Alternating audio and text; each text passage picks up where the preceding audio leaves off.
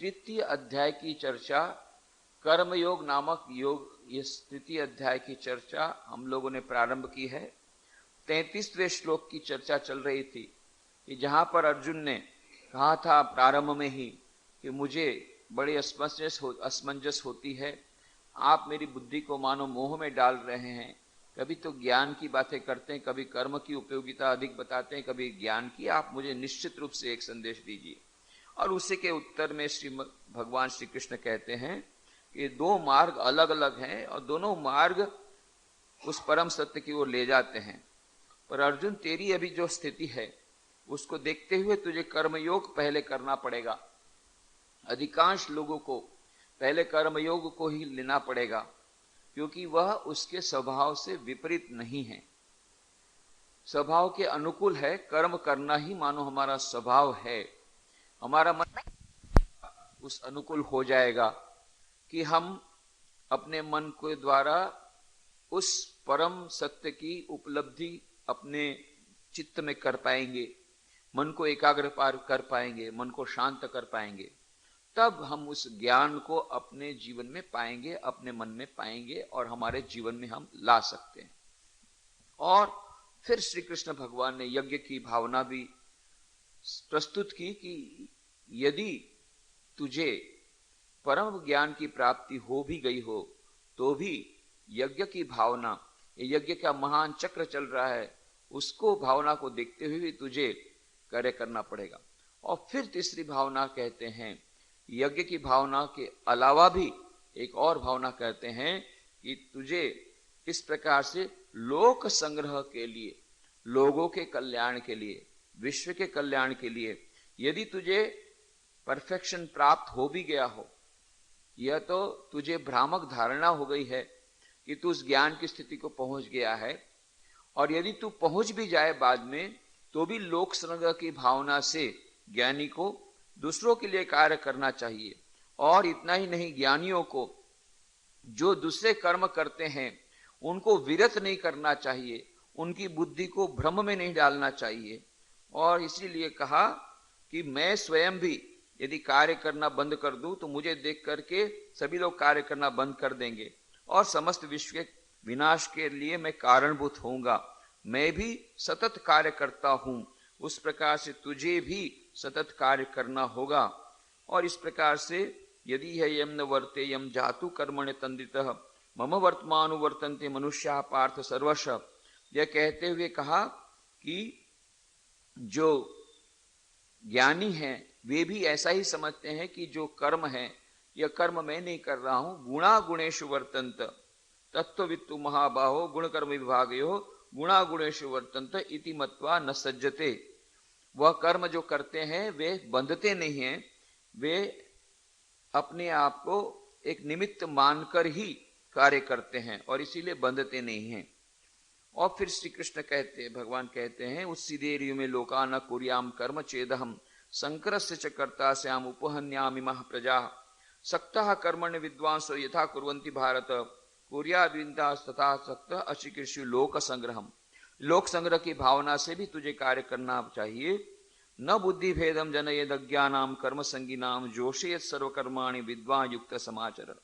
जो विद्वान है ज्ञानी पुरुष को चाहिए कि कर्मों में आसक्ति वाले अज्ञानियों की बुद्धि में भ्रम अर्थात कर्मों में अश्रद्धा उत्पन्न न करे, किंतु स्वयं परमात्मा के स्वरूप में स्थित हुआ सब कर्मों को अच्छी प्रकार करता हुआ दूसरों को भी इसी प्रकार करा दे। और फिर कहते हैं, मयि सर्वाणि कर्माणि सन्न्यस्य ध्यात्म चेतसा निराशे निर्ममो भूत्वा युद्धस्य विगत ज्वरा। ध्यान निष्ठ चित्त से संपूर्ण कर्मों को मुझ में अर्थ समर्पण करके आशा रहित और ममता रहित होकर संताप रहित हुआ युद्ध कर। यह जो कंफ्यूजन श्री कृष्ण भगवान के समक्ष रखा था अर्जुन ने कि मुझे क्या करना चाहिए, आप निश्चित रूप से कह दीजिए।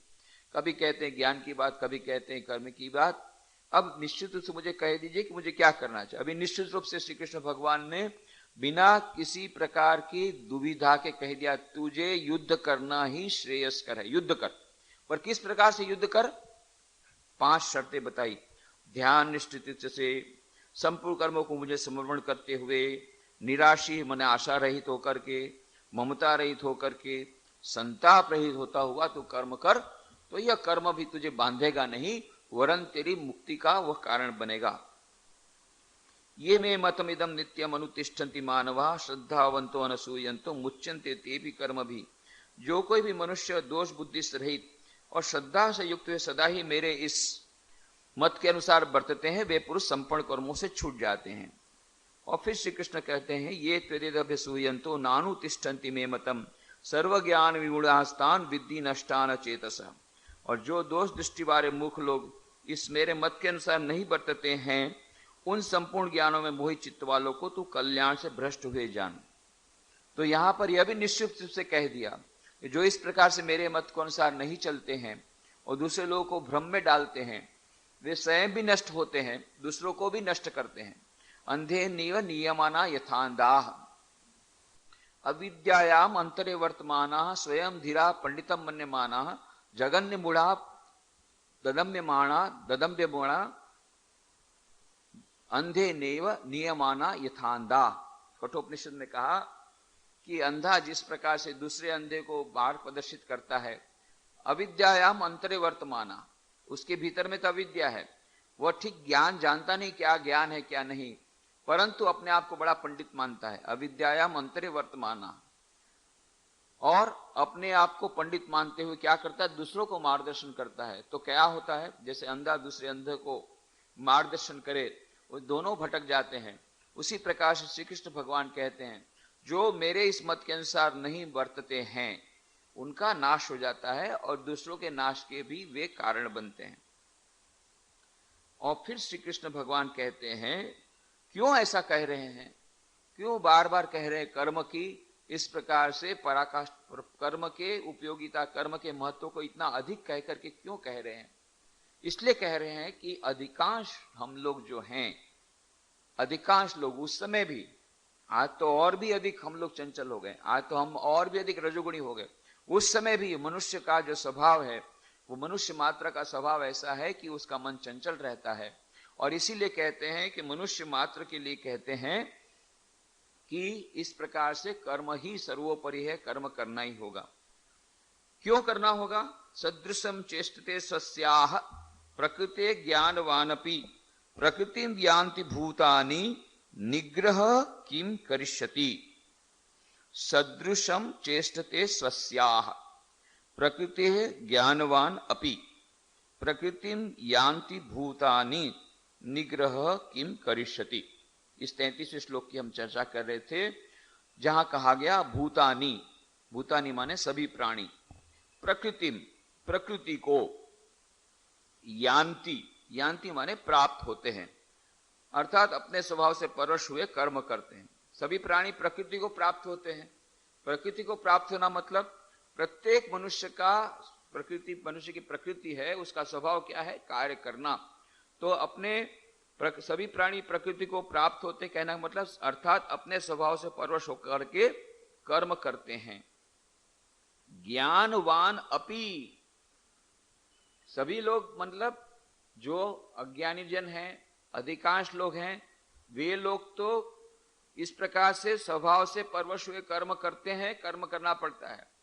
पर यहां पर एक और विशेषण लगाया, ज्ञानवान अपि, ज्ञानवान भी, भले कितना भी बड़ा ज्ञानी होगा पर वह भी अपने स्वभाव के विरुद्ध नहीं जा सकता।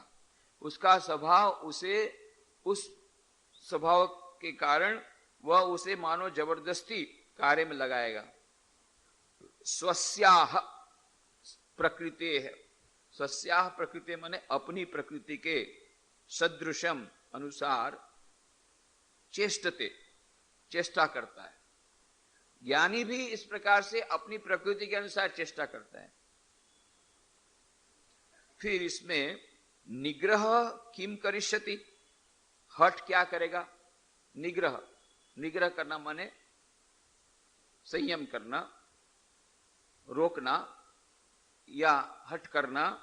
किम करिष्यति, क्या लाभ होगा? निग्रह किम करिष्यति, यदि अपने स्वभाव के विरुद्ध जाने का प्रयत्न करोगे तो फिर वह नहीं हो सकेगा।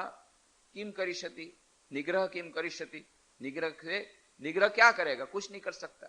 स्वभाव के अनुसार ही उसको वर्तन करना पड़ेगा। प्रकृति उसको स्वभाव के अनुसार ले जाएगी। यदि तूने ज्ञान की प्राप्ति भी कर ली तो तेरा स्वभाव तुझे, जो तेरा क्षत्रिय का स्वभाव है, वह तुझे बरबस युद्ध की ओर ले जाएगी। तू कितना भी कहेगा कि मैं तो भिक्षा लेकर के रहूंगा, मैं भिक्षा मात्र लेकर के रहूंगा और मैं सन्यासी बन जाऊंगा, वहां जंगल में जाएगा तो तुझे यही विचार आएंगे बाद में। अभी यह मानो मरकट वैराग्य तुझे प्राप्त हुआ है और इस प्रकार से कहता है मुझे से संसार से लेना देना कुछ नहीं है, मैं कोई बदला लेना नहीं चाहता, भले उन्होंने कितना भी मेरे से, भले दुर्योधन आदि ने मुझसे कितना भी दुर्व्यवहार किया हो, मुझे उनसे बदला लेना नहीं है, इस प्रकार से युद्ध करके क्या होगा, और इस प्रकार की रोटी मैं नहीं चाहता, ये खून से सनी हुई रोटी मैं नहीं चाहता, इससे बदले तो मैं भिक्षाटन करके भीख मांग करके चलाऊंगा और सन्यासी बन जाऊंगा, जंगल में चला जाऊंगा। यह जो तू जो कह रहा है यह मरकट वैराग्य 2 दिन की बात है। बाद में यह जो तुझे, तेरी जो प्रकृति है बरबस तुझे युद्ध की ओर ले जाएगी, परंतु तब न तेरे पास कोई सेना रहेगी, न तेरे पास कोई साधन रहेगा, न तेरे पास वो बाण रहेगा, तब तो तू तो केवल भिक्षा का एक लोटा रहेगा। तो क्या होगा? अतो नष्ट तो भ्रष्ट। यहां से भी भ्रष्ट हो गया और उधर से भी भ्रष्ट हो गया, न माया मिली न राम। इधर से तो तूने संसार, अभी तुझे यदि युद्ध करता सारा राज्य तुझे प्राप्त होता, स्वर्ग तुझे प्राप्त होता, सब कुछ तुझे प्राप्त हो सकता था, यह तो तूने गंवाया। और उधर उस परम ज्ञान की स्थिति पर तू टिक नहीं सकेगा, तेरी प्रकृति तुझे बरबस कार्य कराएगी। और यह जो कहा गया अपने स्वभाव से परवशुते कर्म करते हैं, यहां पर यह जो परवश कर्म करते हैं यह मानो एक प्रकार का यह जो नियम है, ये नियमन, लॉ ऑफ कर्मा, ये लॉ ऑफ संस्कारस और लॉ ऑफ कर्मा, ये दोनों साथ साथ में चलते हैं। जब भी हम कोई कार्य करते हैं उस कार्य के 2 फल होते हैं। एक, उस कार्य के परिणाम स्वरूप हमारे मन में कुछ संस्कार उत्पन्न होते हैं, ये संस्कार जाकर के अचेतन मन में बैठ जाते हैं। दूसरा, उस कर्म के अनुसार एक फल उपस्थित होता है, वह आज हो, कल हो या 10,000 जन्मों के बाद हो, ये दोनों प्रकार से। तो जिस प्रकार के कर्म हमने किए होंगे उन सब के संस्कार हमारे अचेतन मन में पड़े हुए हैं और इन्हीं के द्वारा हम परिचालित होकर के दूसरे भविष्य के कर्म करते हैं। और दूसरा क्या होता है, जो हमने कर्म किया वह कर्म के सिद्धांत के अनुसार उसका फल वह हमें विश्व में से प्राप्त होता है। वह मानो बाहर जाकर के कभी ना कभी हमारे इस जीवन में आज या कल या 10,000 जन्मों के बाद उसका फल हमें भुगतना पड़ेगा। तो यह जो नियम है इसके बारे में मैंने कहा था, यह जो लॉ ऑफ कर्मा, कर्म का जो सिद्धांत है जो कहता है as you sow so you reap, जैसा तुम बोगे ऐसा मिलेगा। इमली का पेड़ बोगे इमली मिलेगी, आम का पेड़ बोगे आम मिलेगा। ये जो कर्म का सिद्धांत है मानसिक जगत में, यह जो गुरुत्वाकर्षण का नियम है भौतिक जगत में, ये जितने नियम है, नियमन चल रहा है, ये जो लॉज हैं, ये अक्षुण है। These are all lighthouse principles. पिछली चर्चा में हमने विस्तार से बात कही थी कि ये लाइट हाउस प्रिंसिपल है। ये लाइट हाउस प्रिंसिपल के साथ यदि हम टकराएंगे तो हमारा जहाज चकनाचूर हो जाएगा। उस लाइट हाउस को कुछ होने वाला नहीं है। It is we who have to oblige the reality, reality will not oblige us. हमें रियलिटी को ओब्लाइज करना पड़ेगा, हमें कर्म के सिद्धांत को मानना पड़ेगा, हमें गुरुत्वाकर्षण के नियम को मानना पड़ेगा। और हम यदि नहीं मानेंगे, गुरुत्वाकर्षण नियम हमें मानने वाला नहीं है। यदि हम छलांग लगा दें 7वें बदले से कि हम गुरुत्वाकर्षण के नियम को नहीं मानेंगे, तो फिर गुरुत्वाकर्षण नियम वह अपना कार्य अवश्य करेगा। Reality will not oblige us if we do not oblige the reality, और फिर हमारा सर्वनाश होगा। उसी प्रकार से मानसिक जगत में लॉ ऑफ कर्म, तो यह जो कर्म के सिद्धांत को मानकर चलना पड़ेगा और इसी प्रकार से हमारी जो खुद की प्रकृति के अनुसार चलना पड़ेगा। और इसलिए हे अर्जुन, तेरे लिए यह श्रेयस्कर नहीं है। अरे ज्ञानीवान के लिए भी निग्रह किम करिष्यति, निग्रह क्या करेगा? यह जबरदस्ती यदि तू करना भी चाहेगा और इस प्रकार से जबरदस्ती तू सन्यासी बनना भी चाहेगा तो भी तू बन नहीं सकेगा। तेरा दोनों इस पार का दोनों का उस पार का दोनों नष्ट हो जाएंगे। जैसे ही ये सुना अर्जुन ने तो उसको बड़ा विचित्र लगा। अभी तक सब श्री कृष्ण भगवान बात कर रहे हैं कि तुझे अपने मन पर नियंत्रित करना पड़ेगा, इस प्रकार से करना पड़ेगा। अभी कहते निग्रह किम करिष्यति, अरे स्वभाव के अनुसार करेगा, निग्रह से क्या होगा। ये तो दूसरी विपरीत बात हो गई। तो जब नहीं होगा तो फिर हमें करना क्या है, हमारी प्रकृति के अनुसार तो काम होगा, तो फिर प्रकृति के तो अनुसार जी काम करने वाले हैं, फिर निग्रह क्या करने वाला है, तो छोड़ दें, जैसा मन बोलता है ऐसा करें। यही बात तो दुर्योधन कहता था। दुर्योधन ने भी यही बात कही, भाई तू इतना ये जो दुष्ट काम कर रहा है, ये दुष्ट कार्य क्यों कर रहा है। बोले मैं थोड़ी कर रहा हूं, मेरे को कोई करा रहा है, मैं नहीं कर रहा हूं, इसके लिए मैं उत्तरदायी तो नहीं हूं। तो जब उसको पूछा गया कि भाई तू तो जानता है कि क्या धर्म क्या है अधर्म क्या है, तो फिर इस प्रकार से ऐसे दुष्ट कार्य क्यों करता है। तो दुर्योधन कहता है जानामि धर्मम न च मे प्रवृत्ति ही, जानामि अधर्मम न च मे निवृत्ति ही, केनापि देवेन हृदि स्थितेन यथा करोमि तथा करिष्यामि। बोले कोई एक देवता भीतर में घुसा हुआ है। बोले मैं नहीं करता हूं, बोले मैं जानता हूं धर्म क्या है और उसमें मेरी प्रवृत्ति नहीं होती है। मैं जानता हूं अधर्म क्या है, उसमें मेरी निवृत्ति नहीं होती है। जानता हूं अधर्म है फिर भी उसमें निवृत्ति नहीं होती। जानता हूं धर्म क्या है, उसमें मेरी प्रवृत्ति नहीं। कोई देव भीतर में बैठा हुआ है, वो मुझे मान लो जबरदस्ती इस चक्कर में फंसाता है। निग्रह किम करिष्यति। तो अर्जुन को भी बड़ा ट्रम्प कार्ड मिल गया। अरे वाह, निग्रह किम करिष्यति, तो बात सच है। दुर्योधन भी यही कहता है निग्रह किम करिष्यति। भाई निग्रह करके क्या होगा, जैसा प्रकृति कराती चलो करो। भीतर वाला देवता बोलता है अधर्म करो अधर्म करो, मैं कहीं थोड़ी कर रहा हूं, भीतर वाला देवता कहता है भाई मैं क्या, उसके लिए मैं जिम्मेदार नहीं। ये है दुर्योधन बुद्धि। हम लोग को दुर्योधन बुद्धि बहुत अच्छी लगे। वाह, श्री कृष्ण भगवान ने कहा निग्रह किम करिष्यति, तो बहुत अच्छा है भाई, क्या निग्रह करके हुआ, चलाओ, पास में पड़ा हुआ है मोबाइल ले लो, बहुत अच्छा लेटेस्ट डिजाइन वाला है ले लो। निग्रह किम करिष्यति, भाई हमारे मन में जब इच्छा उठी है उसको दबाने से क्या फायदा। निग्रह किम करिष्यति लगाओ, बहुत लेटेस्ट मॉडल का मोबाइल है ले लो। ये दुर्योधन बुद्धि। हम लोग अपने कर्मों को इस प्रकार से जस्टिफाई करने का प्रयत्न करते। अर्जुन को भी मजा आ गया, बोले वाह ये तो बहुत अच्छा है, निग्रह किम करिष्यति, ये दूसरा अच्छा सा आपने अच्छा मौका दे दिया हमको, तो निग्रह हमको नहीं करना है। और दुर्योधन जिस प्रकार से करता है उस प्रकार से मैं करूंगा। रावण जैसा, रावण भी वही कहता था। रावण ने जब सुना कि खर और दूषण ये दोनों राक्षस, इतने महान राक्षस को एक पल भर में राम ने खत्म कर दिया है। खर दूषण तो मेरे से भी ज्यादा शक्तिशाली थे, उसको इस प्रकार से खत्म कर दिया, तब तो ये कोई साधारण मनुष्य नहीं है। ये भगवान के अलावा कोई इस प्रकार का कार्य नहीं करता था। ये सचमुच में भगवान है। खुद बोलता है खर दूषण मोहि सम बलवंता, तिन्ही को मारे बिनु भगवंता। भगवान के सिवा ऐसे को नहीं मार सकता। अरे खर दूषण तो दोनों मेरे समान सामर्थ्यवान थे, भगवान के सिवा कोई नहीं मार सकता। तो क्या करें, अब तो भगवान के शरण में जाना होगा। जब भगवान है, जब भगवान आ गए हैं तो भगवान के शरण में जाएं। और तुरंत वो जो दुष्ट मन है निग्रह किम करिष्यति, फिर तुरंत उसका मन कहता है भजन हो ही ना है तामसु देहा। अरे ये तामस देह जो मुझे मिला है ना, इससे भजन नहीं होगा, इसलिए छोड़ दो, राम से युद्ध करो। यह अपने आप को धोखा देने की बात हम लोग करते हैं कि भाई निग्रह किम करिष्यति, तो स्वभाव से परवश होकर करते हैं। हमारा स्वभाव नहीं है, क्या करें, मालूम हो गया भगवान है पर क्या करूं, मेरा तो स्वभाव है निग्रह किम करिष्यति, मेरा तो तामस भजन हो ही न तामस देहा, ये तामस देह मिला है राक्षस का, इसके अलावा भगवान का भजन नहीं होगा, चलो युद्ध करो।